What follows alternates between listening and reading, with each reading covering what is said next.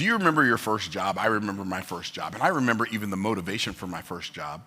It was in 1973, 1974, I think it was 1974, and I asked my mom if I could have a pair of Converse All-Stars. You know, when you ask your parents if you can have something, that means, will you get it for me?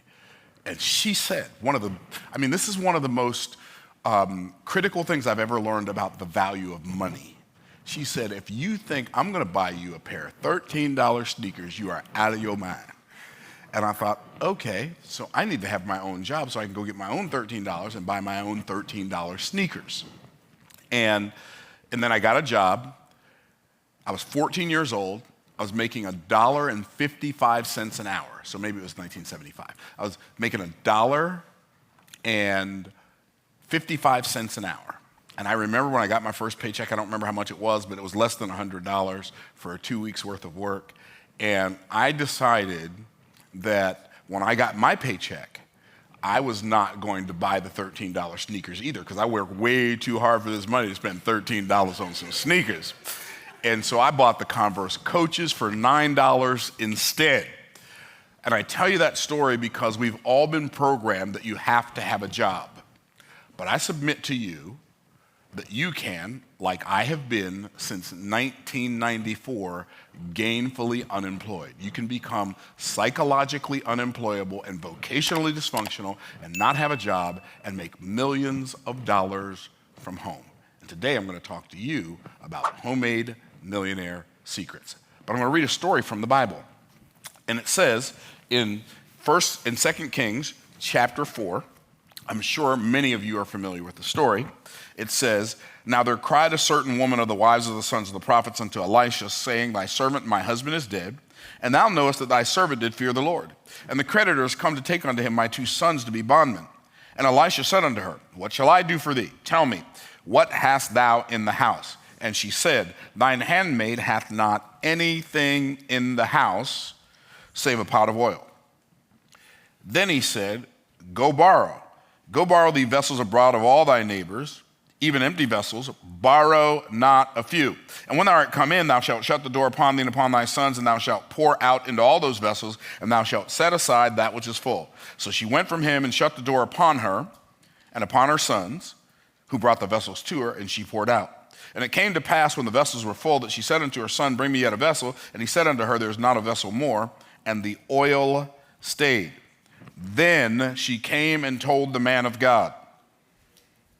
And he said, go sell the oil, pay thy debt, and live thou and thy children of the rest. Now let me give you a little background on this story before we get started. Understand first and foremost that in Bible times, if you owed somebody money and you could not pay them, they could take you and your family or members of your family to be their slaves, their servants, their indentured servants until the year of Jubilee, where everything was released back to its original owner, okay? And so the biblical version of slavery is not the same as the Western United States version of chattel slavery. It wasn't the same thing at all. That was based on kidnapping, which was prohibited in the 10 Commandments when it said thou shalt not steal. That was literally talking about men stealing, about kidnapping people. Okay, so anyway, so this woman and her husband had borrowed some money, but her husband died and they didn't have life insurance because there was no such thing as life insurance in those days. And so not only had her husband died, but her livelihood had died also. And so now the person they borrowed this money or whatever they borrowed from is coming to get what's his, and she doesn't have it. So he wants her 2 boys to come work for him until the year of Jubilee. So she does what she knew to do, and she went and talked to Elisha. Now, here's what's interesting. Notice the fact that it says there cried a certain woman of the wives of the sons of the prophets. It didn't tell us her name. I believe the reason it didn't tell us her name is because even though the story's about the woman, the story's not about the woman. This reminds me of the verse in Romans where it says the things that were written aforetime were written for our learning, that we through patience and comfort of the scriptures might have hope. This is one of those Old Testament illustrations for a New Testament principle. Some people might say, well, what's the New Testament principle? We could say the New Testament principle could be found in 1 Thessalonians chapter 4, where it says, and that you study to be quiet. I think it's verse 11 and 12, and that you study to be quiet and to do your own business, working with your hands as we commanded you, that you may walk honestly toward them that were without. That's talking about paying your bills on time, and that you may have lack of nothing, right? So that's a New Testament principle. This is an Old Testament illustration of that principle. And so I want to, this whole verse, this whole passage that we just read, 7 verses, causes me to ask you the question in this room, you the question on YouTube, what do you have in the house? Because she came to Elisha looking for a solution outside instead of inside, looking for a solution outside the house instead of inside the house. And the Bible tells us in this story some of the things this woman had in her house. Well, the first thing we know she had some relationships in her house. Just like you've got relationships in your house. Let me ask you a question. How are the relationships in your house? Because sometimes houses can have some relationships that feel like those relationships are on a relationship storm on the relationship sea. Can I get a witness up in here? But she had some relationships in the house. Her first relationship clearly was a relationship that she had with the Lord. How do I know she had a relationship with the Lord? She had a relationship with the Lord because she was married to one of the sons of the prophets. She was a young preacher's wife, a young prophet's wife. She had a relationship with the man of God. How do I know that? Because she went to him and told her, like, she didn't go to her father-in-law, she didn't go to her father, she didn't go to her cousin, she didn't go to her next door neighbor, she didn't go to her boss, she went to the man of God. She had a relationship with the Lord. I submit to you that a relationship with the Lord is the most important relationship that you will ever have in your life. God made man, and when I say man, I'm talking about men and women, because God called their name Adam, which means man. God made man for relationship, for connection. That's why God made man. The stars, the trees, the sun, the moon, that's creation. The animals, the dogs, the cats, the alligators, that's creatures. Man, we are creators or creatives. We're co-creators with God. He made stuff out of nothing. We make stuff out of something. And God made man so he could have somebody. Every man and woman listening to my voice right now, he made you for the purpose of having a relationship with him, not for the purpose of believing a religion about him. He made you for relationship. He made me for relationship. And so she had a relationship with the Lord, but she didn't just have a relationship with the Lord, she had a relationship with her loved ones. This woman loved her husband. How do I know? She cried when he died. You know, if you don't love somebody, you don't cry when they die, right? You might feel bad when they die, but you don't cry when they die if you don't have a relationship with them. When other people tell us about people they know that they had a relationship with that died, we feel for the person who had the relationship with the person who died. We don't necessarily cry. This woman's crying. She lost her husband. She had a relationship with the Lord. She had a relationship with her loved one. She had a relationship with her husband, who she lost, and she had a relationship with her children, who she also loved, because she was about to lose her children. So not only this woman feels like everything is going away. My husband's gone. My lover is gone. My livelihood is gone, and now I'm about to lose my lineage to the very same circumstance. This woman had some relationships in her house. But she also had a relationship with the leader. Who was the leader? The leader was Elisha. He started a school for the prophets. Her husband went to school there. And so she knew Elisha, and Elisha knew her. How do I know that? Because when she went to him, she said, thy servant, your servant, Elisha, my husband is dead. And you know that he loved the Lord. How did she know he knew it? Because she had a relationship with her leader. And it's so interesting how people can have bad relationships with leaders and how leaders can have bad relationships with people. And I think it's because we missed the point that God made you for a relationship with him, but he made the people around you for a relationship with them, for you to have a relationship with them.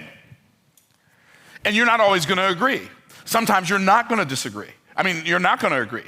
But you know what? You still have a relationship. Now, I don't have falling outs with people that I'm in relationship with. I don't fall out with the people that I love. I just don't do it. Now, I love my wife, I love my brothers, I love my children, I love my friends. Like, I don't fall out. Now, I might cut you off. Well, I'm keeping it real now. Just because you're my friend today, you my friend because I'm friendly to you and you friendly to me. But if you start acting like a foe, I ain't going to keep treating you like a friend, right? So I just want to make sure y'all understand. I'm keeping it real, right? You are my friend until you prove otherwise. Can I get a witness? And I don't like to fight, but I don't mind, right? Okay, just want to make sure y'all know who you're dealing with, okay? And my mom and dad taught us, you might get in a fight. You might lose the fight, but you bet not run from the fight. Anyway, it has nothing to do with the message today. Just reminiscing about mama and daddy, okay? And so the other night, somebody that I'm really close to, we had a disagreement over something that popped up. That's all I'm going to say. And it got a little intense. And I don't back down. And they don't back down. And it got a little intense. And I thought, this is not going anywhere good. So I'm just going to go ahead and fix it right now. I'm going to yield. Because I can. It's going to be difficult. It's going to be challenging if I yield. It's going to be difficult. It's going to be challenging. It's not going to be easy. It's not going to be fun. It's going to make my life harder tomorrow. But I'm going to yield because my relationship is more important right now than me being right. And so I yielded, and then I texted this beautiful person in my life, and I said, I want you to know that I love you to life. And I'm sorry. And I wasn't saying I'm sorry because I feel like I was wrong. I don't feel like I was wrong, but I don't feel like they were wrong either. There was just one of those impasses that, like, this is, okay, both of y'all right, which one gonna give? Well, this time I'm gonna give. Why? Because I can control that. And it will make my tomorrow better and their tomorrow better. And it will make the rest of my day-to-day better, and it'll make the rest of their day-to-day better. So I'm gonna yield, and it's worth it. It doesn't always happen like that. That's just one that I remember because it happened recently. Why am I telling you this? Because the relationships with the people that you love are important. The relationships that I have in business are important. Like in business, you have to keep your word. The relationships you have with leaders in your life, it's important. You have to, it is what it is. Okay, so, but this woman didn't just have some relationships in her house, she also had some reversals in her house. What were the reversals? Well, the first reversal is death. That is what we call an irreversible reversal, right? When somebody dies, they are gone. Now you'll see they don't cease to exist. They just gone from here, right? And there's no. People say, well, you'll get over it. You won't get over it. You'll get through it. You won't there's no getting over somebody you're close to, a sibling, a parent, a child, a grandparent. They die. There's no getting over it. There's just getting through it. And when it first happens, the pain is so great that you can't feel the peace. But as you maintain your relationship with the Lord and stay in close proximity, the peace becomes greater than the pain. I remember, it's really interesting how the reversal of death, it reminds you of the reality of eternity. People, like, eternity is real. It reminds you of the brevity of life. Life is short. If you live to be 100, life is short. And it reminds you of the illusion of control. Control? You think you're controlling something? If you can control something, you would have controlled that.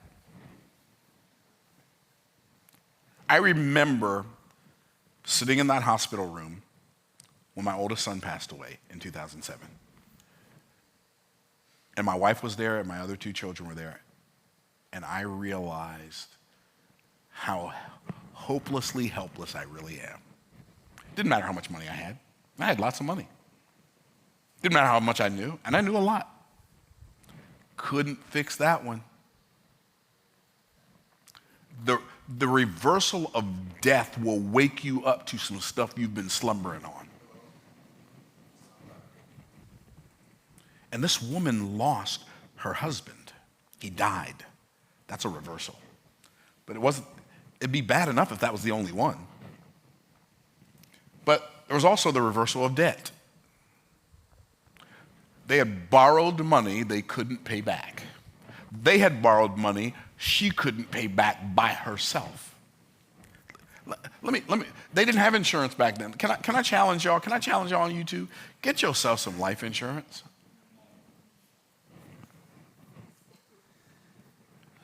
Because there's only two types of people when it comes to life insurance. Those who are glad they had it and those who wish they had. Anyway, the reversal of debt. If you have life insurance and somebody that you love dies, it gives you the money to pay off some debt because you ain't gonna feel like working. And if you have children, guys, husbands who have wives that work at home, like saying that a wife who's a stay-at-home mother and a wife doesn't work is an illusion. And if you had to do her job, you'd know how much of an illusion it is. Anyway, guys think, well, I don't need any insurance on my wife. She doesn't do anything. Well, yeah, she does a whole lot. And you don't see what she does because you ain't there while she does it, just like she can't see what you do because she ain't there when you do it. Can I get a witness? But if something happens to her while your children are small, you're going to have way more work to do than you got time for. And so one of the reasons you want to have your spouse insured is because if something happens to her, you need to replace the work she does so you can be there for your children who are also grieving. Is that helping anybody? And I've heard people say, back when I used to sell insurance, I don't sell it anymore, but I heard people say, well, I don't want to leave my wife a whole bunch of money and then all she's going to do is just marry somebody else. Okay, so you want her to have to go be with somebody else because you didn't leave her any money. Let's look at both sides of the equation now. Can I get a witness?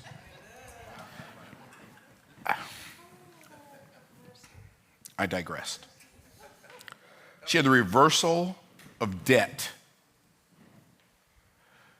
Debt is bad when it uses you. Debt is good when you use it. There's a lot of cool things you can use debt for. You can use debt for leverage. You can use debt to take advantage of opportunities you don't have the cash for. You can use debt to keep your money making more money than the bank's going to charge you to use their money.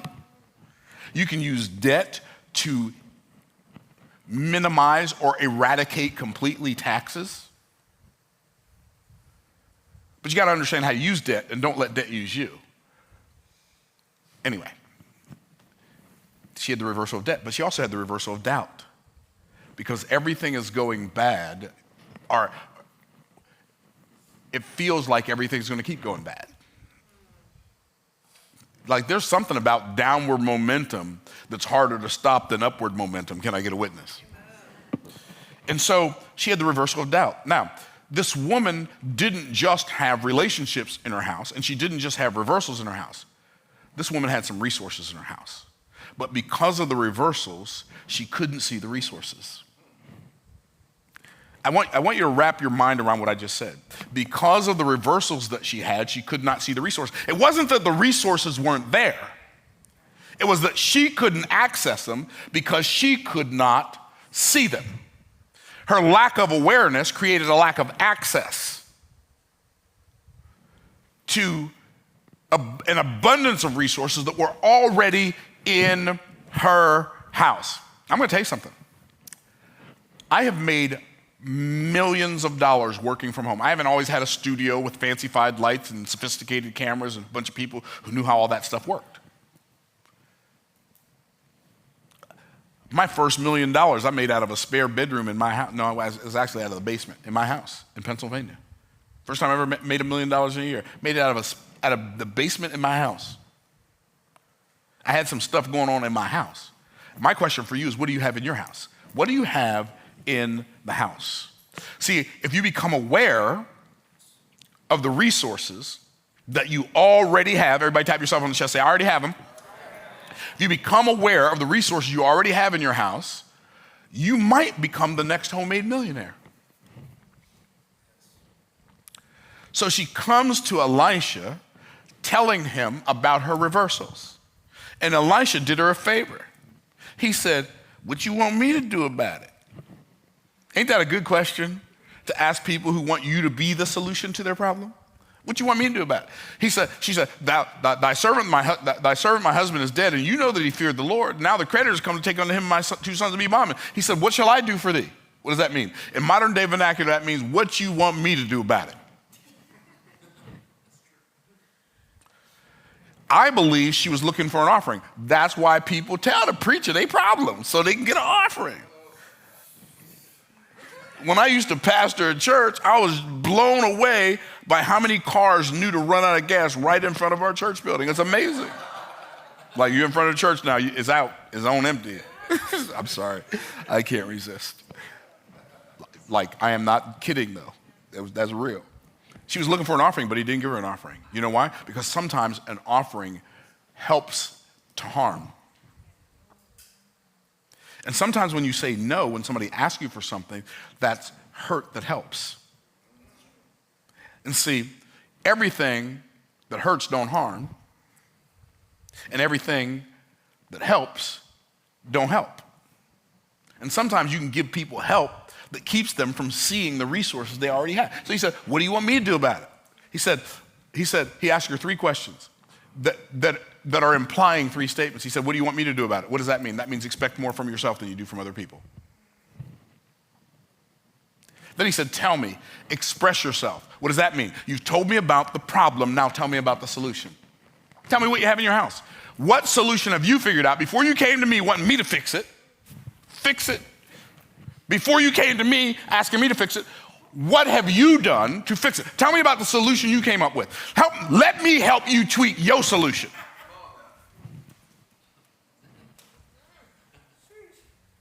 And then he gave her some optimism.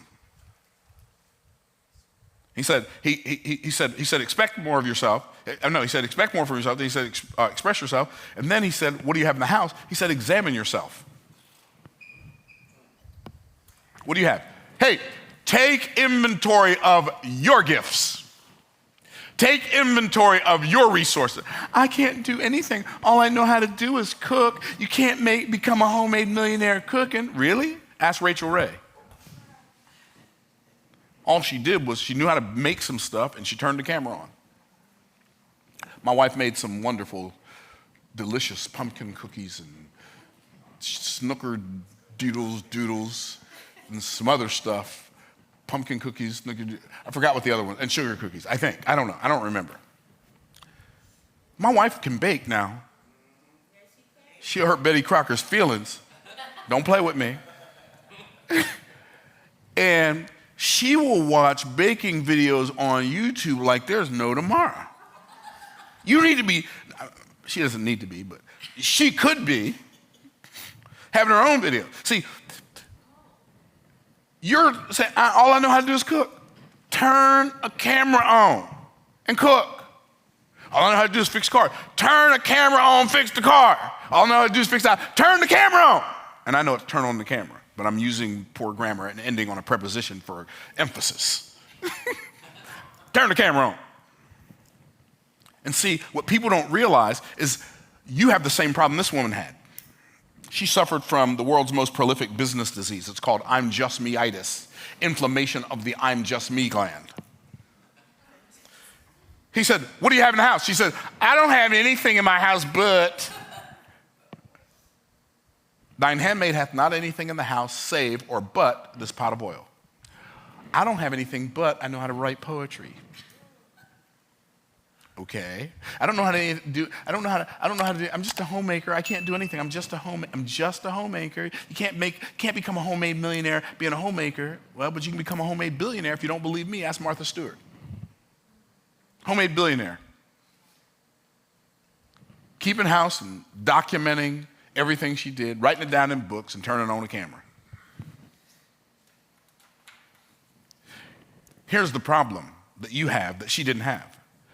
You don't believe your skills are valuable. She believed hers were. It's so amazing. When I was broke as a joke and ready to choke, I knew stuff that other people wanted to learn. I just didn't turn the camera on. Are y'all picking up what I'm putting down? Myron, I'm not good at anything. I just ask questions all the time. People say I talk too much and I ask too many questions. You can't make any money asking questions and talking. Ask Oprah Winfrey. She's a billionaire with a B and owns a letter of the alphabet. Interview people. Nobody wants to hear from me? Good. Interview people they want to hear from. Take that curiosity and turn it into cash flow. I was a trash man waking up at 2:30 in the morning. 2:30 in the morning.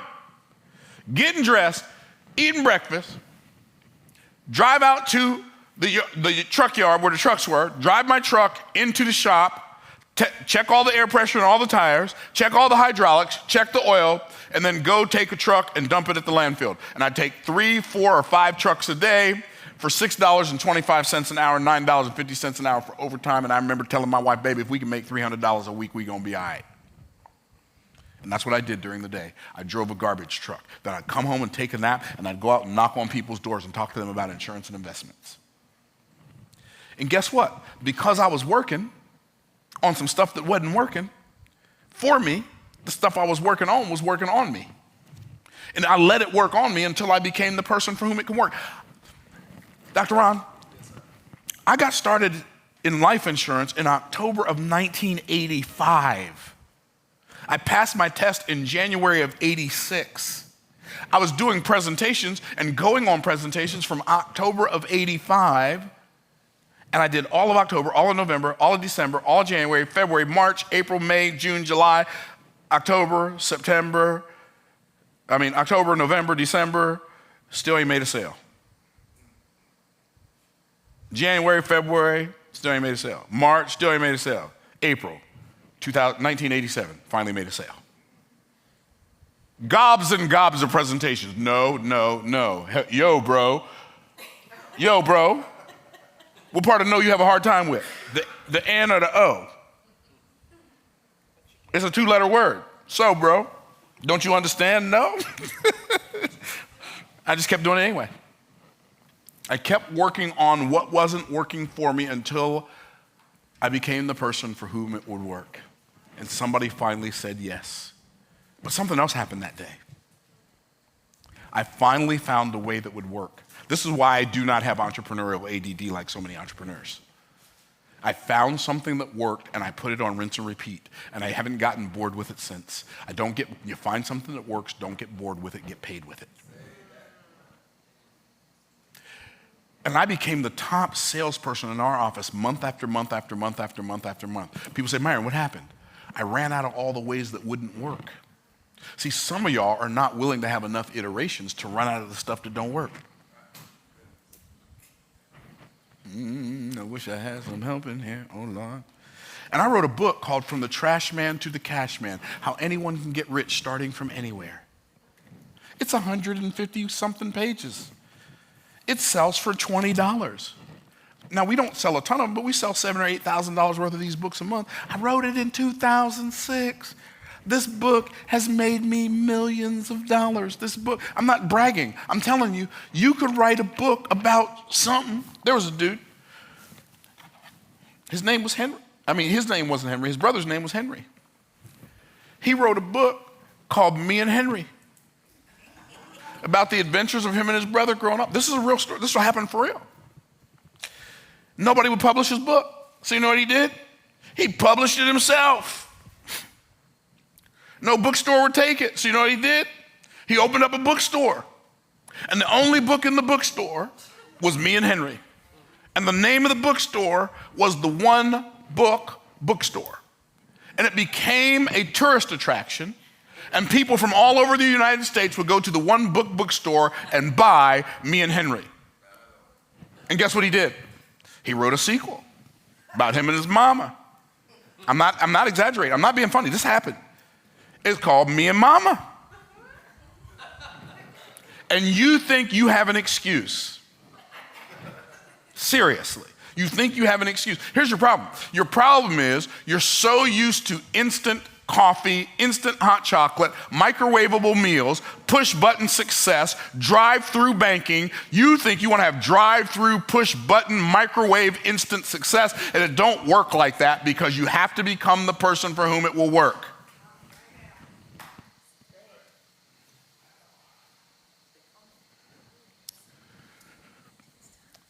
He said, what do you have in the house? She said, thine handmaid hath not anything in the house save a pot of oil. She had some resources in the house. What are the resources she had in her house? She had her oil. What is oil? Oil is the thing that you have right now that you could sell, but you don't think it's worth anything.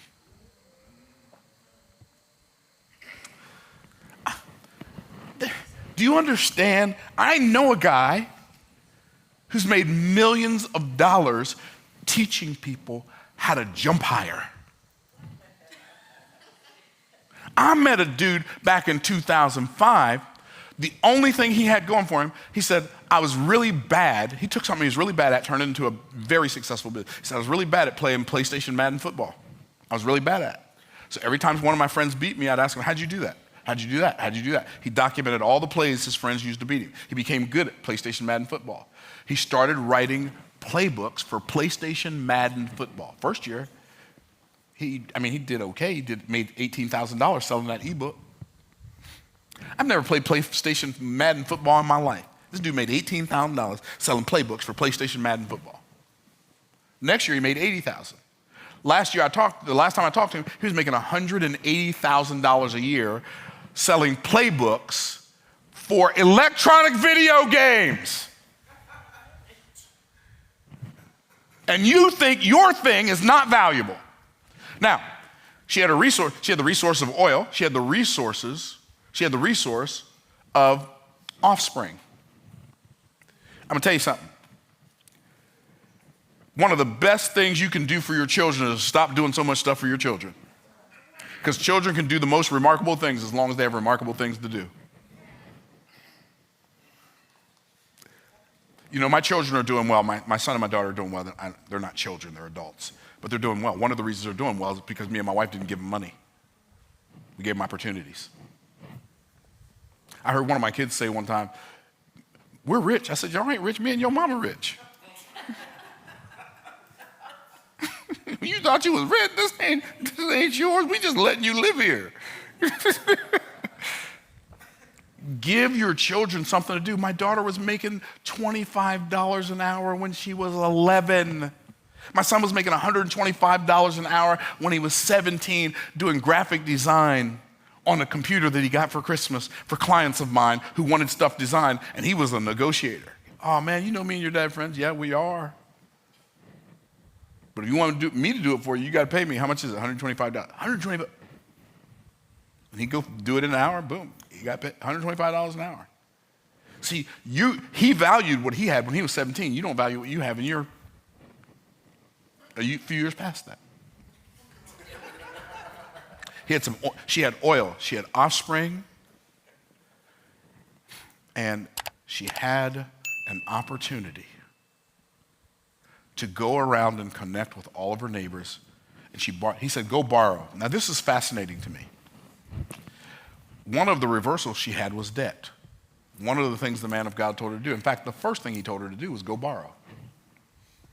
And I know a lot of people say, oh, you shouldn't get in debt. Okay, well, I'm gonna let you play that game. I'm gonna use that. I have over 3 million American Express points because I don't use debit cards. You use debit cards, there's something about money you don't understand.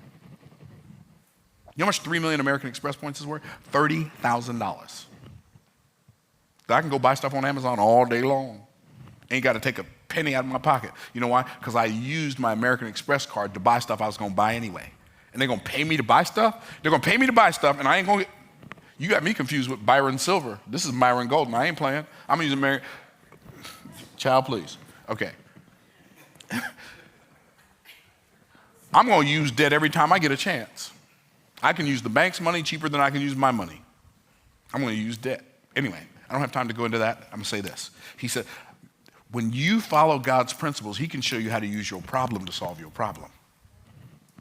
Go borrow. Now, I love the fact that he didn't say, go ask the neighbors to give you the bottles. Go borrow them. Got any bottles I can borrow? Yeah, here's a bottle, here's a bottle, here's a bottle, here's a bottle. She didn't even know why she was doing it. She came back after she had all the bottles. She told the man of God, she said, all the bottles are full. And the oil, still got oil, but I'm out of bottles. He said, now go sell the oil, pay thy debt, live thou and thy children of the rest. Go, this is her opportunity. Go borrow, go sell, go pay, go live. That's the opportunity. Can you imagine her knocking on the door? You want to buy some oil? That bottle looks familiar. Yeah, I borrowed it from you yesterday. Do you want to buy some oil? What an efficient business. She borrowed the bottles more than likely from the same people she sold the oil to. Wow. What do you have in the house? I'm going to give you the formula for the homemade millionaire, and then I'm going to be done because we got to go live here in another couple of minutes. So here we go. Have a product that makes you $20. For me, that's this. Sell 50,000 of them, which is only 1,000 a week. That's $1 million. You say, I can't sell 1,000 a week. Okay, sell 100 a week. Sell 100 a week, you make $100,000 a year. Do that for 10 years, you've made over $1 million with a $20 product. But guess what? If you take this same book and you turn it into a $200 course, you could sell that. And you only have to sell 5,000 of them to make the same $1 million. Huh.